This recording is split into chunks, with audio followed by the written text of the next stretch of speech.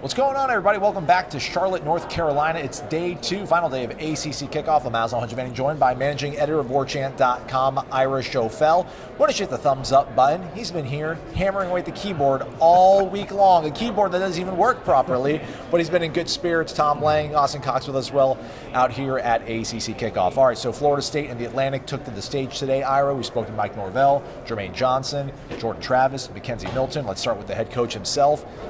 One thing I can say about Mike Norvell, man, he's been pretty consistent, even keel, whether we speak to him on a Zoom call, whether we speak to him at a booster event, or whether we speak to him at our ACC kickoff. He is pretty encouraged by what he's seen this offseason, and he likes what he's seen from his quarterbacks and the leadership he's seen from a guy like Jermaine Johnson. What did you sort of take away from Mike Norvell's maybe either his attitude or his words today? Yeah, I think he did handle the stage well. He's a guy that coached in the AAC last year at Florida State. He didn't have the opportunity to come to a kickoff event like this. I don't know what the ACC media days are like, but I'm guessing it's not quite, the same kind of production. So this was, neat to see him in this environment. One of the big questions I think a lot of people asked right off the bat was, why'd you bring these players? You have 2 players in Jermaine Johnson, McKenzie Milton, who've never stepped foot in a game for Florida State, and then you have Jordan Travis, a second quarterback. So it's kind of a weird group of players, but he said, look, these guys, they've earned it. They've done everything we've asked them to do. They've been great leaders. They've been great teammates. So I thought that was kind of interesting, just hearing him talk about these guys who are here. And I thought they were all real impressive. I mean, we've got a chance to talk to McKenzie Milton and Jordan Travis and Jermaine Johnson. They were all very impressive. Jermaine's right now doing a radio interview right now as we stand here. And I think they've handled themselves really well. Yeah, for sure. Mike Norvell was asked in the breakout room with a 25-minute session with everybody from the nation asking questions. The first question was from the Clemson media outlet asking, hey, you and Dabo talk? You guys good?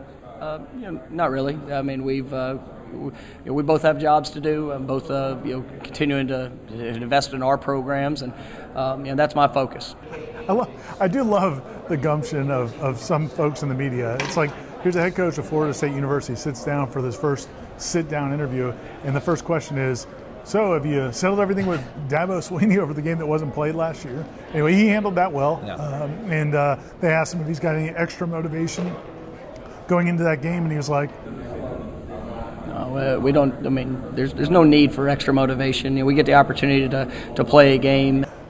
I think all of those kinds of questions he handled well. Yeah.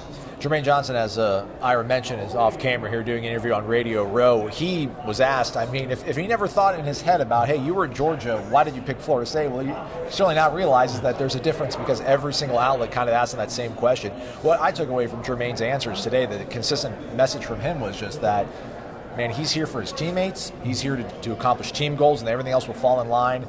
And he really seems to sincerely be embracing this whole leadership role, which, I think maybe more than anybody on this team, then he's taking more onus, more responsibility. Maybe he's more on his shoulders than anybody else because he's the lead alpha guy on that defense, and he's taking the leadership role, and he's got to go out there and produce. And if he doesn't produce, then you look around, you're like, man, he's our guy, he's the leader, and if he can't get to the quarterback, what are we going to do? But he's the guy that he can get there. He mentioned the pre-existing relationship between his former defensive coordinator, Dan Lanning, and Mike Norvell, and just pointed out the reason I'm here is because of Mike Norvell. Coming from Georgia, why was Florida State the right fit for you? Why did this one make the most sense?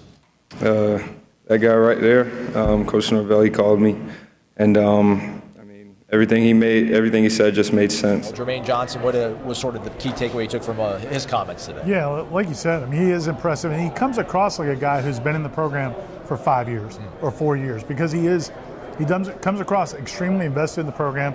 And talking about the younger guys, when we talked to him, one of the most animated answers he gave was talking about the young defensive ends who came in this summer, the Patrick Paytons and George Wilson and those guys, and how excited he is to be able to kind of lead them. And he said he's just disappointed that he won't be here to see what they become because he's just so excited about it. And so again, I think that all comes across, and it goes back to the reason that Norvell brought them. Sometimes you bring in guys for 1 year, there's a perception they're going to be mercenaries, they're just trying to boost their NFL stock. But I think he and McKenzie Milton both clearly want the best for Florida State and their teammates as much as they do for themselves. Moving to the quarterbacks then obviously are the most important position on the football field.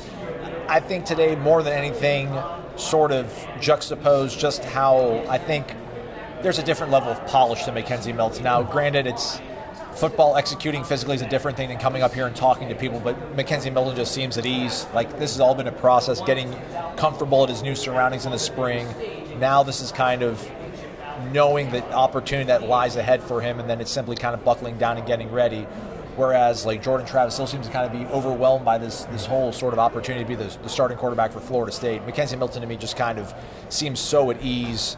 Not that he thinks anything's going to be handed to him or this is sort of, a foregone conclusion, but he just seems so at ease, and that was sort of the big takeaway. I mean, he mentioned it, man. He's 23 years old. He'll be 24 in a few months.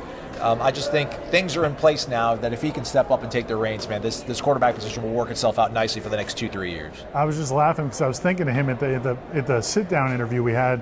You'll be able to watch that video on warchant.com. It's about that Iroh's holding his phone up for 35 minutes nonstop, filming everything. But it's awesome. Like as the interview goes on, the camera work's not the best, but the audio's good. Yeah. But as it goes on, he just starts like leaning back in his chair. He looks like a coach, or like he's been like he's just in a meeting at work. He's just a 25-year-old guy. I mean, it's just it's just a different vibe, to your point. And Jordan handled himself well as well. I think really good answers. Likable guy. Some insight he gave that I thought was pretty interesting was he said that a year ago, after his first year at Florida State, he was kind of on the verge of questioning whether or not he wanted to play football anymore.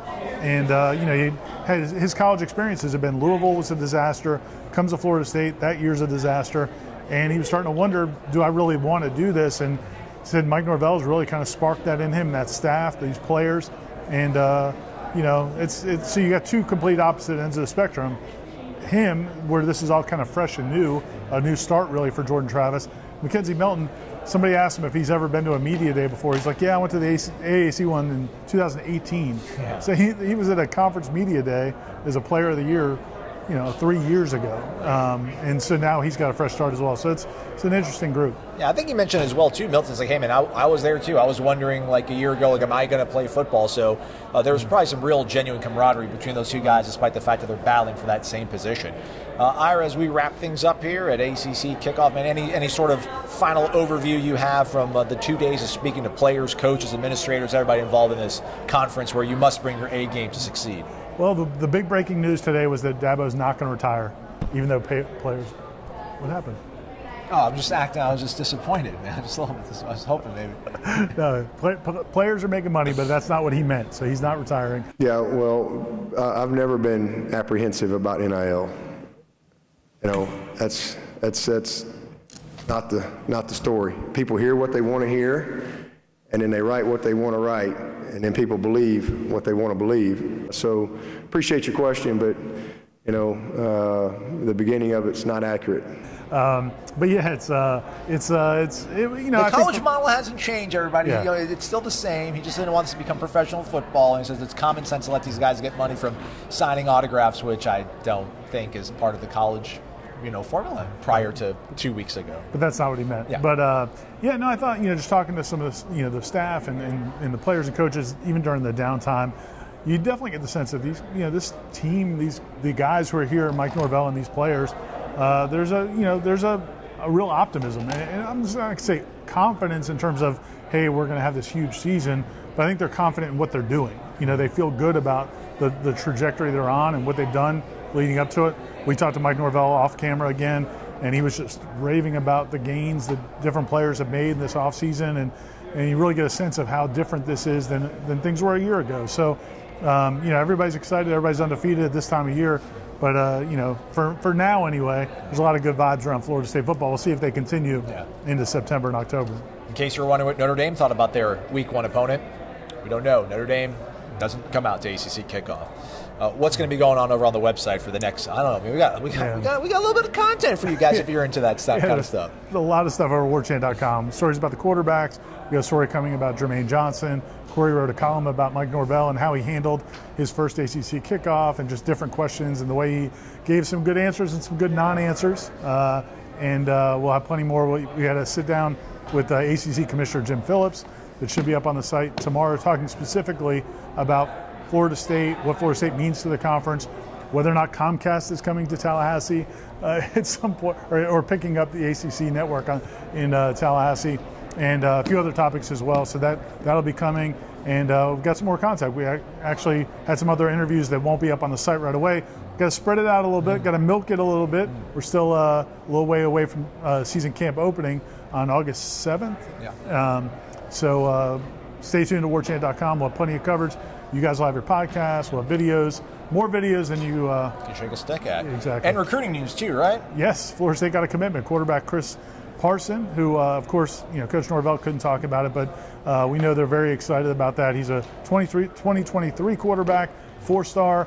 I think there's a feeling from talking to some people that his status is going to elevate the more people see him. Awesome. Even though he's a 4-star already, they feel like he's going to be a guy who gets even more attention as his senior season approaches. All right, go to the PRB, the Premium Recruiting Board, to check out information on that from Michael Langston. Use the promo code WARCHANT30 for 30 free days of access to this website. Trust me, if you like the YouTube stuff, you will love what we do over on the website. Signing off from Charlotte, North Carolina for Austin Cox and Tom Lang and Ira Schoffel, I'm Aslan Hajivandi. Thanks for watching, everybody. Hit the thumbs up.